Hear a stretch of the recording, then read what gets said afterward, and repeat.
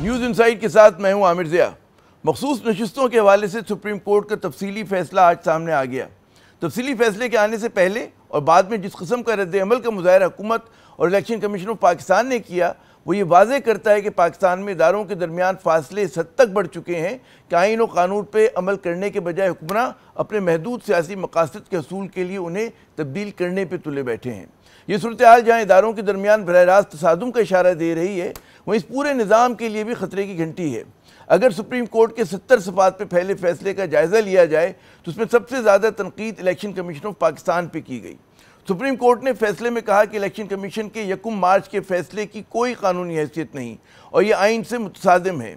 Supreme court ने यह भी कहा कि इलेक्शन कमीशन मुल्क में जमहूरी अमल का ज़ामिन है, लेकिन ये इलेक्शन कमीशन फरवरी 2024 में अपना ये किरदार अदा करने में नाकाम रहा।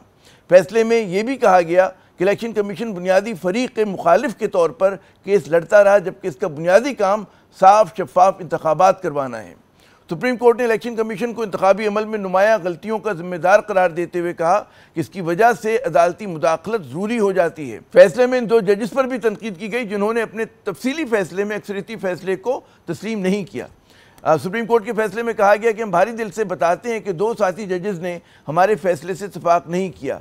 अक्सरियती फैसले में ये कहा गया है कि जी जस्टिस अमीनुद्दीन और जस्टिस नईम अख्तर अगवान साहब का जो अमल है वो सुप्रीम कोर्ट के जजेस के मनसब के मुनाफी है।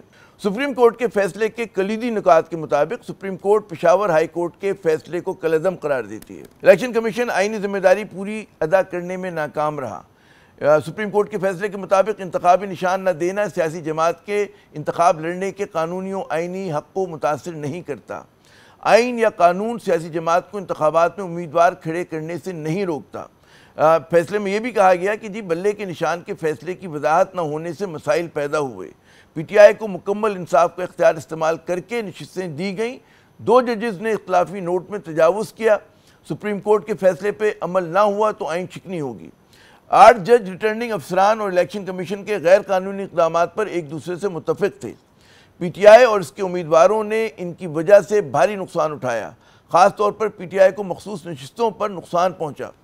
फैसले में यह भी कहा गया कि जनाब 8 जज और दीगर 3 साथी बशमूल चीफ जस्टिस काजी फाइज ईसा, जस्टिस मंदोखेल और जस्टिस याहिया अफरीदी मुत्तफ़िक़ थे कि इलेक्शन कमीशन के गैर आइनी इक़दाम से पीटीआई के उम्मीदवारों को नुकसान पहुँचा।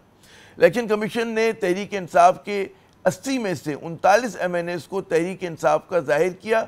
इलेक्शन कमीशन को कहा गया कि जी वो बाकी 41 MNAs को 15 रोज़ के अंदर दस्तखतशुदा उनसे बयानात लें और इलेक्शन कमीशन मखसूस नशिस्तों पर तहरीक इंसाफ के उम्मीदवारों को नोटिफाई करे।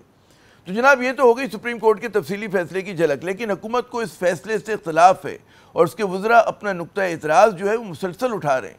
वज़ीर कानून आज़म नज़ीर तारड़ ने प्रेस कॉन्फ्रेंस से खिताब करते हुए कहा कि जी सुप्रीम कोर्ट का तफसीली फैसला आने के बावजूद आइनी मसला है और वो ये है कि जनाब मखसूस नशिस्तों का फैसला मुल्की कानून के मुताबिक होना है। जो लिस्ट है इस वक्त जो मामला है उसने डिसाइड होना है मुल्की कानून के मुताबिक, और जो 104A और सेक्शन 66 हैं वो आज कानून की किताब का हिस्सा हैं, वो वैलिड लॉज हैं।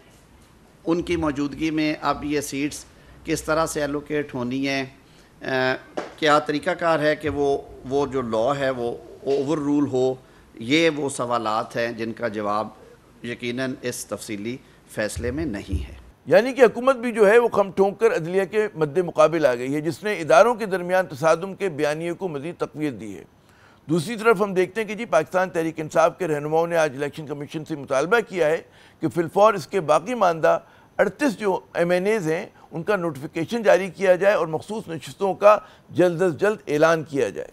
हम भरपूर मुतालबा करते इलेक्शन कमीशन से कि फिलफौर हमारे 38 हमारे बाकी मानदा MNA के फिलफौर नोटिफिकेशन किया जाए।